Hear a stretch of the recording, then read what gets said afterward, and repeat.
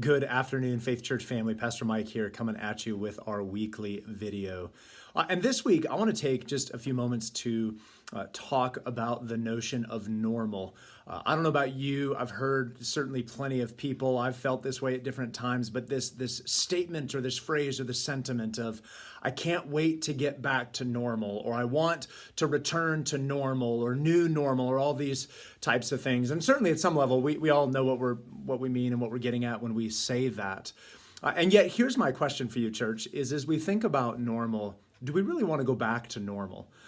And as we think about that and as we consider that, I would actually argue, let's not necessarily be anxious, or let's not necessarily pursue normalcy and going back to normal. I would argue that we would do better and we would do well to pursue intentionality. Not, hey, how do I get to normal? But how do I allow this season and the various things that are going on around me and with me to move me to a place of intentionality?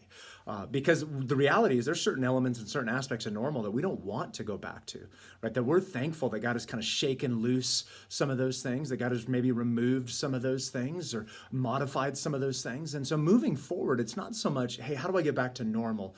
But I think really is we want to be gospel-centered, Bible-following believers in Jesus, that we're looking at how do I, in this next season, this next phase of life and all that God has for me, how do I lean into that with intentionality?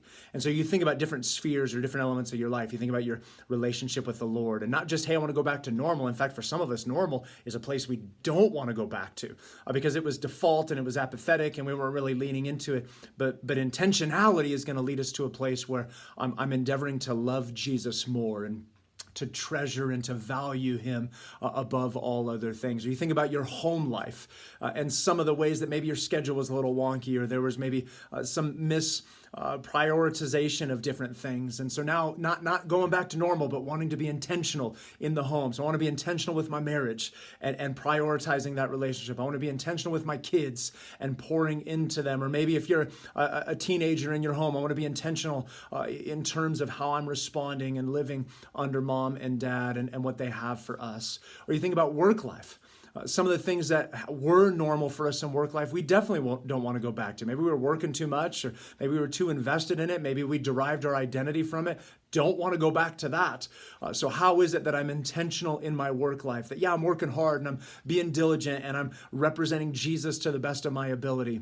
But also, I'm not deriving identity from it, so I don't have to work extra hours to prove how great I am or wonderful I am. I just do my job, and then I go home, and I love my wife and my kids and hang out with the people that God has given to me. Or you think about your community. And we think about community, really two things I want you to think about with this. One, where you live, the specific neighborhood that God has put you in.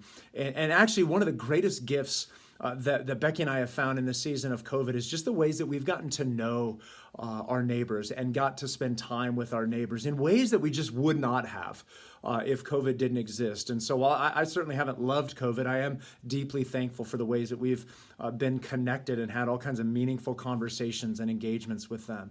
And the reality is God put you on a street and he put you around specific neighbors. And so being intentional with the people that God put you around, but then also being intentional in the community in terms of where you find yourself spiritually, right? In the church and your brothers and sisters that you share in Christ. And so as we think about normal, I'm done saying I want to go back to normal.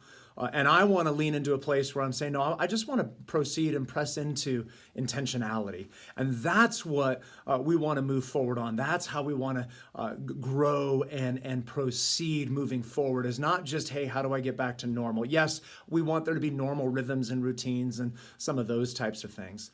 And so I'm not saying that things are always wonky, but I think for us as believers, not just getting back to what was comfortable, but leaning into and pressing forward into what is intentional. And so as you think about that, let me actually roll out one of the ways that we're trying to think through this as a church and what we're thinking about with respect to this.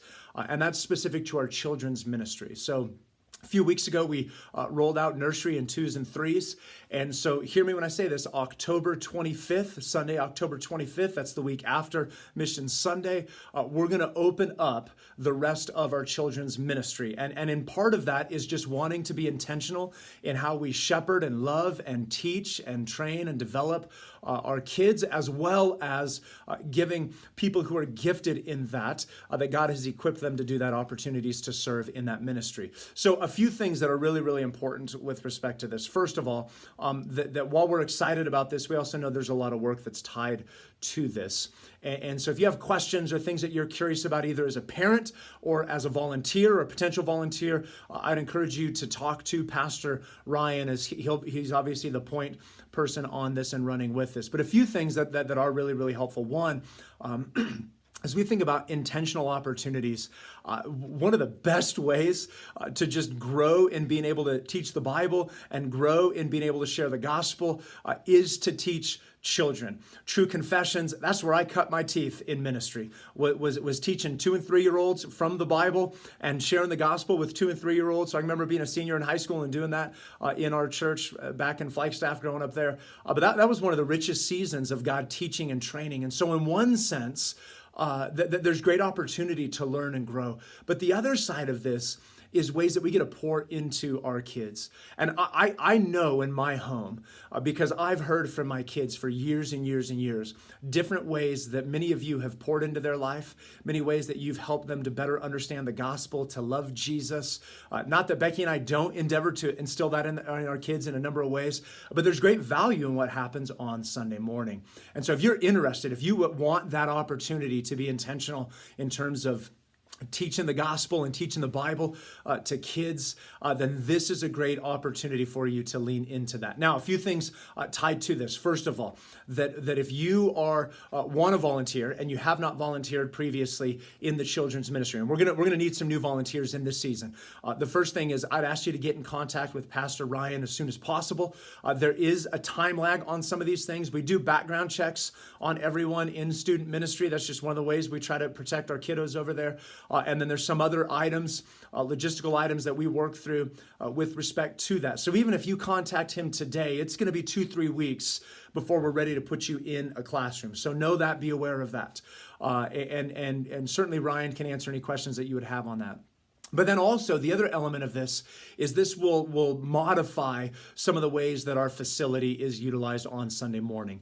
So not this week, but starting in October, we're going to move the overflow room out of the multipurpose room. We're going to begin to pull that away, and we're going to move that into room 5 and allow for that space to be the overflow room. And then obviously we have space in the sanctuary. But then that will enable us to make sure that we're ready, make sure that we're not too out of balance in any of the services or things of that nature. And so just know there's going to be some facility changes. And then part of the reason for doing that is trying to preserve a level of security with respect to the children's ministry. So typically, right, in a normal Sunday, no one would be able to go back there. You wouldn't just be allowed to roam back through there. But we understand this unique season that we still need some overflow space. So we're going to do room 5, but that still preserves a sense of security on the other side with our children's ministry. So we're really looking forward to this, anxious for this. I know my 5th grade daughter is excited about rolling this out and being able to get back into class. We'll be talking about this on Sunday mornings up until the 25th. But if you have questions, you're curious about things, whatever it is, please reach out. Contact Pastor Ryan. I know he'd be more than happy to answer any questions that parents have or volunteers have, or different ways that you can serve in this ministry. And so, church, let's be people who are moving forward with an intentional and purposeful trajectory. Not just, hey, I want to get back to normal. There's a lot of things about normal that we don't ever want to go back to. So let's proceed in gospel faithfulness by being intentional and purposeful with what God has for us. I love you, church. Looking forward to being with y'all this weekend.